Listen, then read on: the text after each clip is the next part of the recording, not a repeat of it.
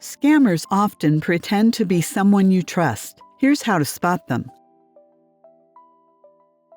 If you get a call, text, or email from a grandchild asking for money, take a pause. Contact your grandchild first to confirm it's really them. Scammers can disguise their phone numbers and emails to appear legitimate.